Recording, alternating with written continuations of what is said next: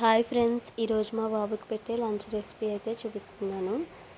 Potato plus rice plus dal recipe అయితే చూపిస్తున్నాను. ముందుగా కుక్కర్ అయితే తీసుకున్నాను. అందులో 2 స్పూన్స్ రైస్ అయితే వేసుకున్నాను. 1 స్పూన్ అయితే దాల్ వేసుకుని 1 పొటాటో అయితే కట్ చేసి వేసుకున్నాను. కొన్ని వాటర్ అయితే పోసి ఒక వెల్లుల్లి అయితే వేసాను. వెల్లుల్లి రెమ్మ. మూత అయితే క్లోజ్ చేసి స్టవ్ మీద పెట్టి 3 విజిల్స్ అయితే వేయించాలి.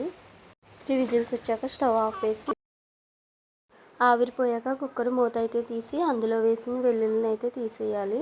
తీసేసి స్మాషర్తో స్మాష్ చేసుకుని బేబీకి అయితే ఫీడ్ చేసేయడమే.